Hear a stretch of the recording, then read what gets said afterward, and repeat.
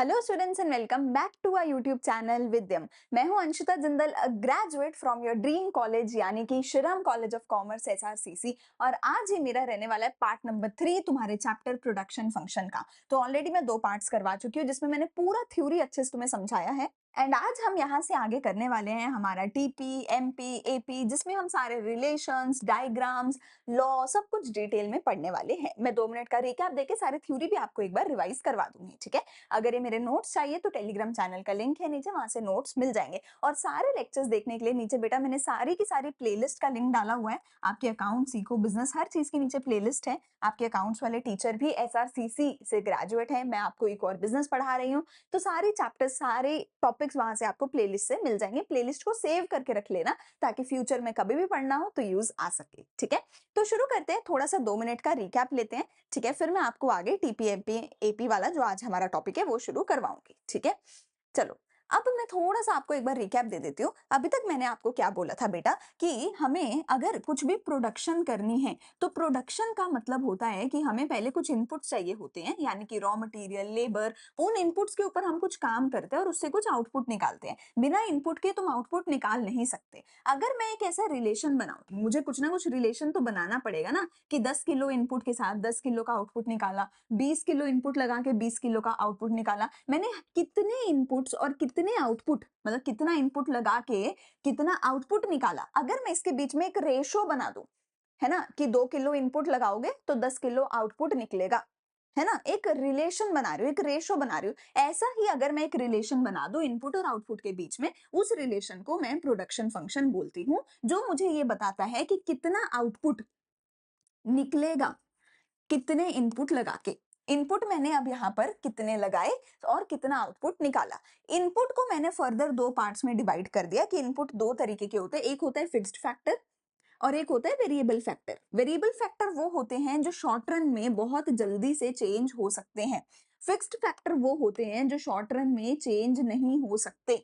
जैसे कि लैंड है, कैपिटल है, इनको मैं जल्दी जल्दी चेंज नहीं कर सकती, पर वेरिएबल फैक्टर यानी लेबर को तो मैं बहुत जल्दी एक दिन के अंदर अंदर चेंज कर सकती हूँ। तो मेरे 2 तरीके के मैंने यहाँ पे इनपुट लगाए, एल से लेबर यानी कि वेरिएबल फैक्टर, और के से मेरा कैपिटल यानी कि मेरा एक फिक्स्ड फैक्टर मैंने लगाया है। और शॉर्ट रन क्या होता था, एक ऐसा टाइम पीरियड होता था जिसके अंदर एक इनपुट मेरा वेरिएबल होता था जिसको मैं चेंज कर सकती थी, और दूसरा इनपुट जो था मेरा वो फिक्स्ड होता था जिसको मैं चेंज नहीं कर सकती थी।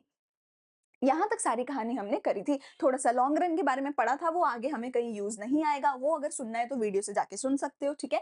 अब आगे चलते हैं। अभी तक मैंने क्या बोला, इनपुट लगाया, आउटपुट निकाला। इनपुट 2 तरीके के, फिक्स्ड फैक्टर, वेरिएबल फैक्टर। अब आगे देखो, अब जो मैंने आउटपुट निकाला, अब मैं उसको मेजर करूंगी। अब जो मैंने आउटपुट निकाला, अब मैं उसको मेजर करूंगी। कहते हैं कि आउटपुट जो है मेरा 3 तरीके का हो सकता है, total product, marginal product, average product. ये जो बीच में से वर्ड है फिजिकल, ये अगर लिखो ना लिखो कोई फर्क नहीं पड़ता। अगर मैं टी इसको टीपीपी लिख दूं, टोटल फिजिकल प्रोडक्ट लिख दूं, या मैं इसको टीपी लिख दूं, सिंपल टोटल प्रोडक्ट लिख दूं, it means the same thing, कुछ भी इसमें अलग नहीं होगा।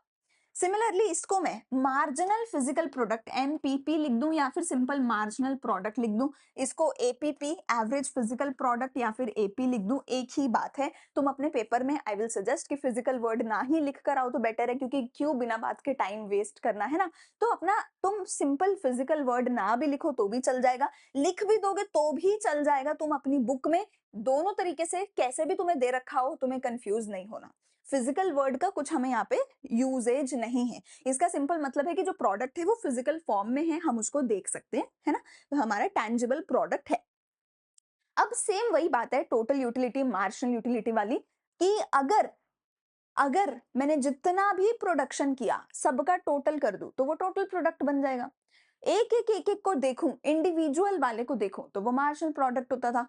जैसे यूटिलिटी के केस में क्या होता था, यूटिलिटी के केस में क्या होता था, एक एप्पल खाया, मतलब पहला यूनिट मैंने खाया, उससे मिली मार्जिनल यूटिलिटी, दूसरा यूनिट खाया उससे भी मिली मार्जिनल यूटिलिटी, दोनों को प्लस कर दूंगी तो बन जाएगी टोटल यूटिलिटी। यहां पर भी यही बात है, यहां पर भी सेम टू सेम बात है। मैंने पहला इनपुट लगाया, उससे मिला मुझे मार्जिनल प्रोडक्ट, सेकंड इनपुट से फिर से मुझे कुछ मिला मार्जिनल प्रोडक्ट, इन दोनों का प्लस कर दूंगी तो मेरा बन जाएगा टोटल प्रोडक्ट।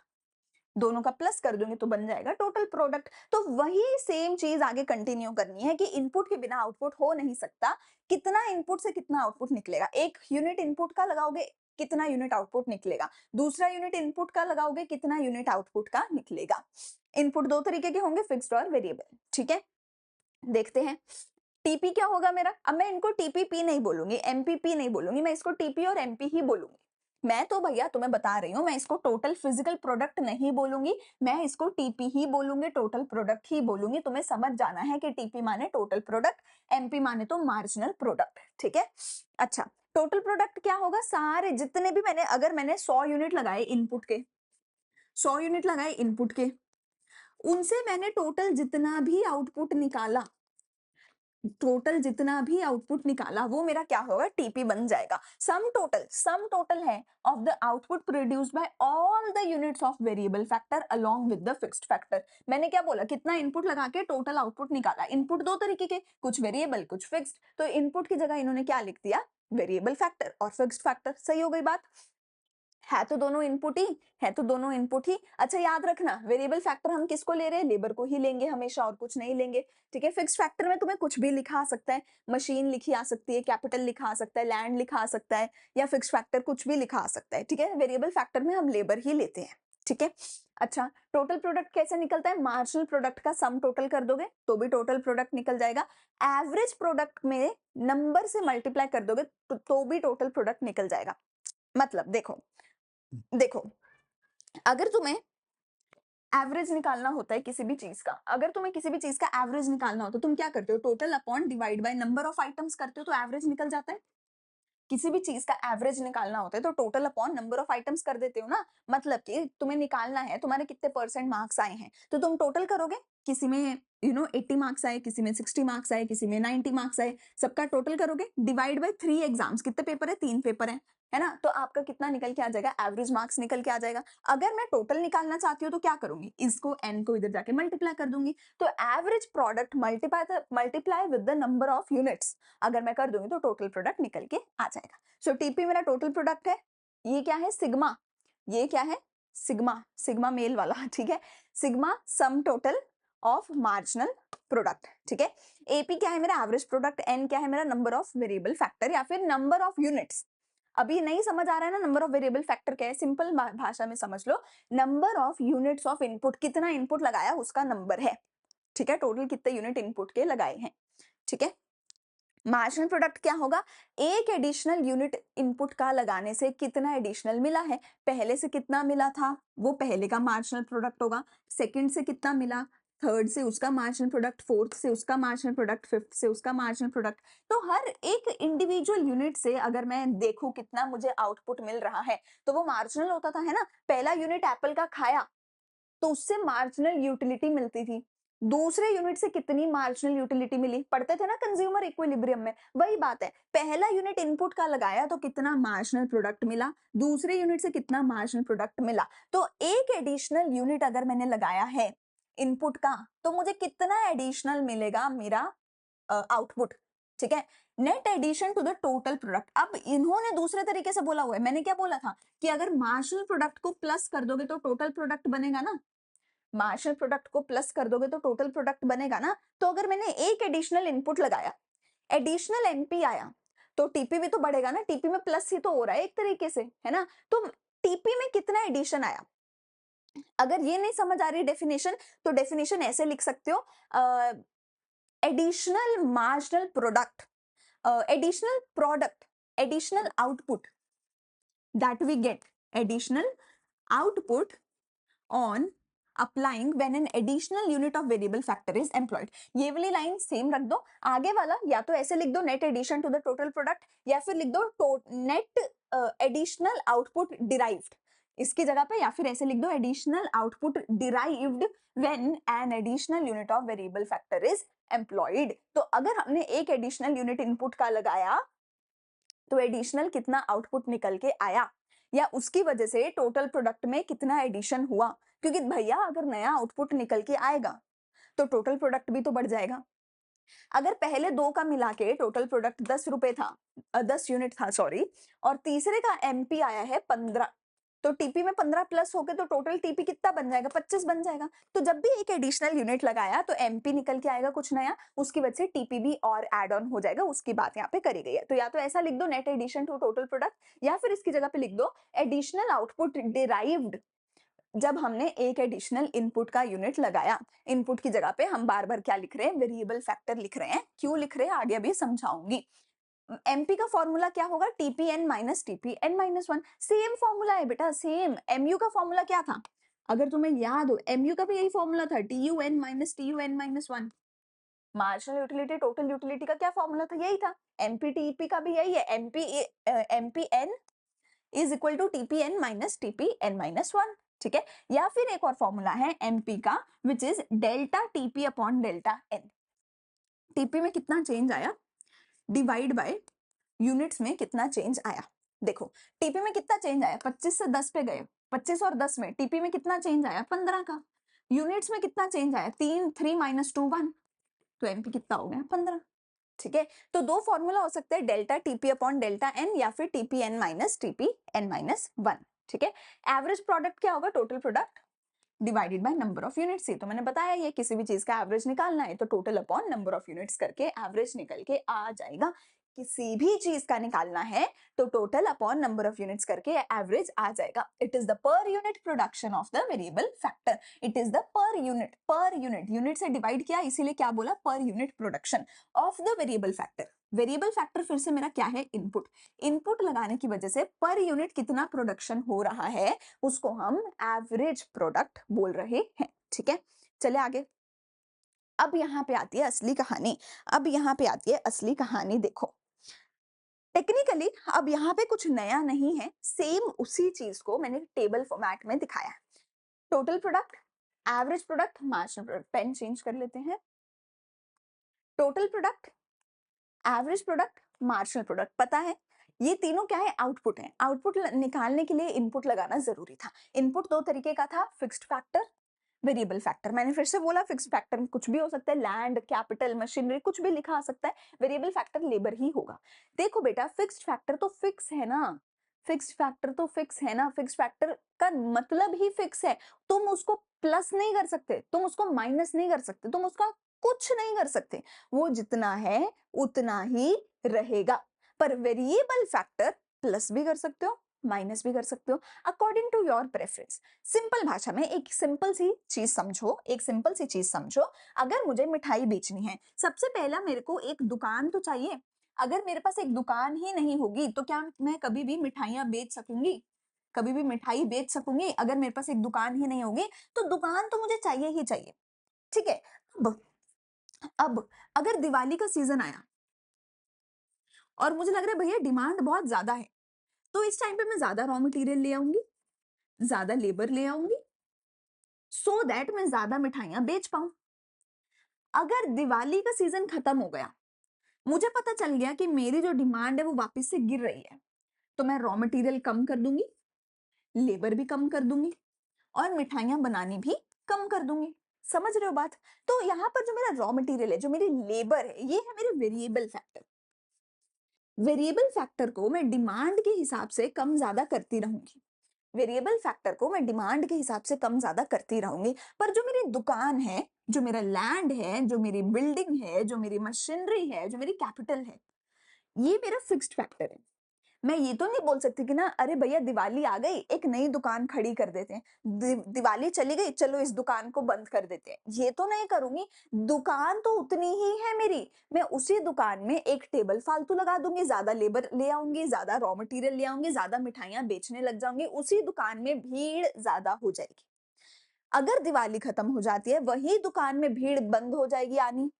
मेरी मिठाइयों का मैं रॉ मटेरियल कम कर दूंगी, लेबर को हटा दूंगी, अरे जाओ जाओ अब मुझे जरूरत नहीं है। जब लेबर बुलाई थी दिहाड़ी पे बुलाई थी, 2 दिन काम करो 2 दिन के पैसे लेके जाओ। अब दिवाली खत्म हो गई, लेबर कम कर दी, रॉ मटेरियल कम कर दिया, पर दुकान उतनी की उतनी है, दुकान में कम ज्यादा कुछ नहीं हुआ। तो कहने का मतलब है कि जो मेरा फिक्स्ड फैक्टर है, फिक्स्ड फैक्टर तो रहेगा ही रहेगा। अगर मिठाई बिक नहीं रही, अगर मेरी मिठाई नहीं बिक रही, अगर कुछ भी मेरी दुकान में एक भी ग्राहक नहीं आ रहा, तो भी दुकान तो मुझे चाहिए, दुकान तो फिर भी चाहिए। एक चीज सोचो, अगर मुझे ट्यूशन सेंटर खोलना है, बच्चों को पढ़ाना है, पहले ट्यूशन सेंटर तो चाहिए जहां पे आके बच्चे देख सके कि अच्छा इनके पास क्लासरूम है। अगर एक भी बच्चा पढ़ने नहीं आया, क्लासरूम तो बना के रखना पड़ेगा।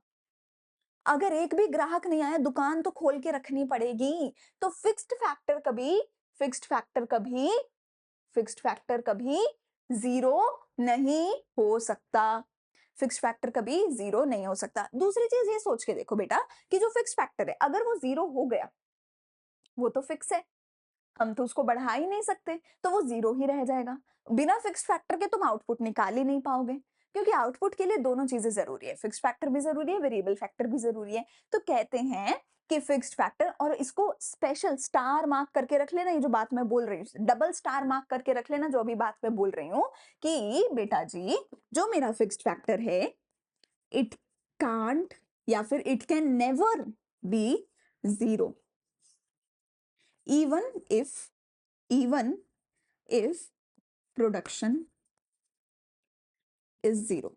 अगर मेरी प्रोडक्शन जीरो है, मेरी दुकान में एक भी ग्राहक नहीं आ रहा, तो भी दुकान तो खोलनी पड़ेगी, दुकान तो बनानी पड़ेगी, रेंट पे लेनी पड़ेगी, फर्नीचर तो लगाना पड़ेगा, कैपिटल तो लगानी पड़ेगी, बिल्डिंग तो बनानी पड़ेगी। तो इवन इफ मेरा प्रोडक्शन जीरो है, फिक्स्ड फैक्टर कभी जीरो नहीं हो सकता। और दूसरी चीज, फिक्स्ड फैक्टर कभी भी चेंज नहीं हो सकता, तो फिक्स्ड फैक्टर तो कांस्टेंट है। पर जो वेरिएबल फैक्टर है वो मैं डिमांड के हिसाब से कम ज्यादा करती रहूंगी। ज्यादा बच्चे आ गए, 2 टीचर एक्स्ट्रा ले आओ, कम बच्चे तो टीचर को हटा दो। ज्यादा मिठाइयां बनाने की जरूरत है तो ज्यादा रॉ मटेरियल, ज्यादा लेबर ले आओ। दिवाली सीजन खत्म हो गया, रॉ मटेरियल कम कर दिया, लेबर कम कर दी, ठीक है। तो वेरिएबल फैक्टर में लगातार चेंज कर रही हूँ, फिक्स फैक्टर हमेशा कांस्टेंट है, फिक्स फैक्टर कभी जीरो नहीं हो सकता। वेरिएबल फैक्टर जीरो हो सकता है, पर कब? फिर से, फिक्स फैक्टर कभी जीरो नहीं हो सकता, पर वेरिएबल फैक्टर जीरो हो सकता है। पर कब जीरो हो सकता है? सिर्फ तभी जीरो हो सकता है जब प्रोडक्शन जीरो है। सिर्फ तभी जीरो हो सकता है जब प्रोडक्शन जीरो है। एक चीज सोच के देखो, मेरी दुकान में कोई ग्राहक नहीं आ रहा, ठीक है, मैं दुकान खोल के रखूंगी, पर मैं किसी एम्प्लॉय को नहीं बिठाऊंगी, क्योंकि कोई ग्राहक आ ही नहीं रहा, एम्प्लॉय को बिठा के क्या करूं? एम्प्लॉय को तभी बिठाऊंगी जब ग्राहक आएगा। तो जब प्रोडक्शन जीरो है, उस टाइम पे वेरिएबल फैक्टर भी जीरो होगा। पर अगर प्रोडक्शन बढ़ने लग गई, तो वेरिएबल फैक्टर भी बढ़ेगा। अच्छा, फिर से सोच के देखो, अगर मैं मिठाइयां नहीं बना रही, तो मैं रॉ मटेरियल नहीं लेके आऊंगी। पर अगर मैंने मिठाई बनाई, तो बिना रॉ मटेरियल के बन ही नहीं सकती मिठाई। समझ रहे हो? अगर मिठाई नहीं बनाऊंगी तो रॉ मटेरियल नहीं लेकर आऊंगी, प्रोडक्शन भी जीरो है, वेरिएबल फैक्टर भी जीरो है। पर अगर प्रोडक्शन करनी है, मिठाई बनानी है, रॉ मटेरियल लाना पड़ेगा, तो अगर प्रोडक्शन करोगे तो वेरिएबल फैक्टर जीरो नहीं होगा। तो वेरिएबल फैक्टर जीरो हो सकता है, पर वो तभी जीरो हो सकता है जब प्रोडक्शन जीरो है, या तुम बोलो टीपी जीरो है। प्रोडक्शन जीरो है, या मैं बोलूं जब टीपी जीरो है। और फिक्स्ड फैक्टर तो इस पॉइंट पे भी जीरो कभी भी नहीं हो सकता। तो इस चीज को डबल स्टार मार्क करके रख लेना। ठीक हो गई बात? ठीक हो गई बात? उसके बाद वेरिएबल फैक्टर जैसे जैसे बढ़ता रहेगा बेटा, टोटल प्रोडक्शन भी बढ़ती रहेगी। यानी कि मैं ये बोल सकती हूँ कि variable factor is directly proportional to TP.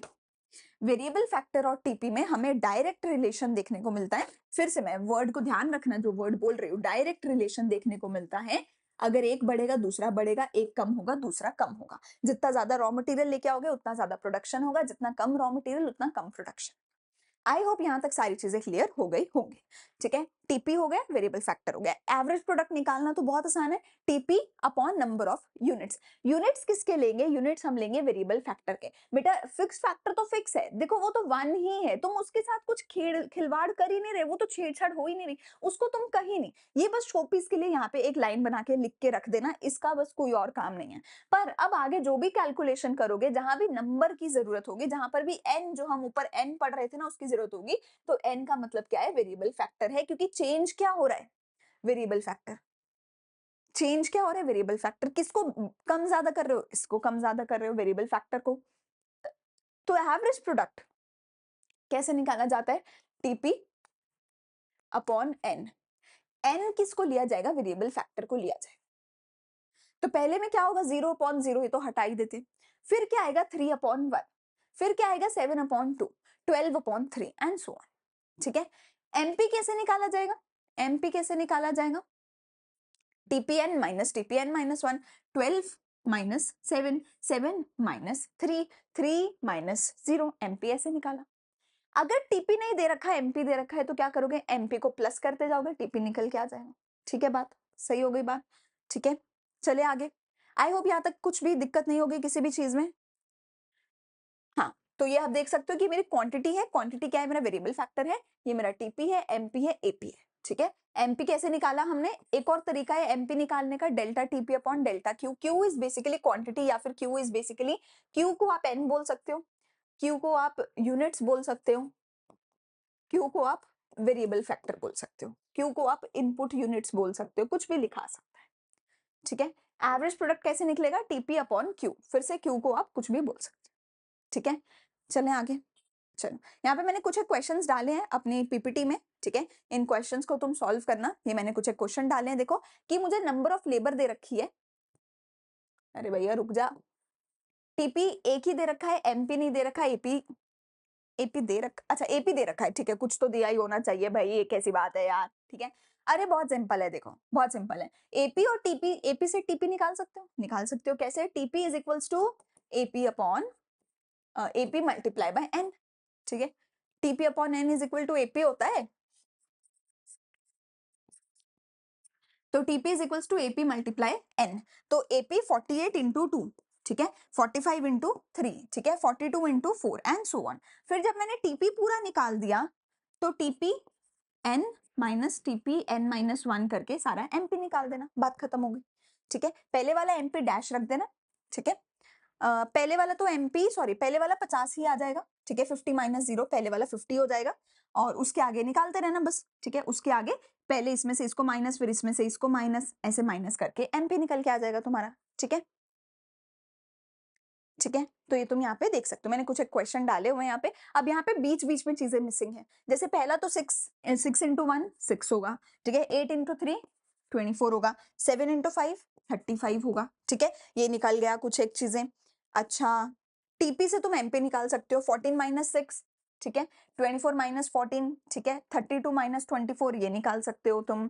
ठीक है, 32 से तुम 32 अपॉन 4 करके तुम यहाँ पे एपी निकाल सकते हो। मतलब मिक्स मैच करके उन्हीं फॉर्मूलाज को ऊपर नीचे मिक्स मैच करके कुछ ना कुछ तुम यहाँ पे निकाल सकते हो। ठीक है, तो ये ऐसे मैंने बहुत सारे जो क्वेश्चंस हैं इस पीपीटी में मैंने डाले हैं, क्वेश्चंस के साथ मैंने आंसर भी डाले हैं। ये जो पीपीटी है आपको टेलीग्राम चैनल पे मिल जाएगी, इसमें से आप सारे क्वेश्चन विद आंसर्स आप कर सकते हो। ठीक है, यहाँ पे हम आज की वीडियो करते हैं खत्म। अगला पार्ट इसका लास्ट पार्ट होने वाला है, जहाँ पर एक छोटा सा लॉ करेंगे और इस चैप्टर को कर देंगे खत्म। अगर वीडियो अच्छी लगे तो लाइक शेयर एंड सब्सक्राइब जरूर करना। नीचे प्लेलिस्ट में सारी वीडियोस आपको मिल जाएंगे, लाइन वाइज सब मिल जाएगा आपको। ऊपर आई बटन में भी अगली वीडियो का लिंक आपको मिल जाएगा। Please like share and subscribe करो, हमें कमेंट सेक्शन में बताओ आपको कुछ भी अच्छा लगे बुरा लगे, कोई भी डाउट है वो पूछ सकते हो। हम मिलेंगे अगली वीडियो में। Thank you, bye bye.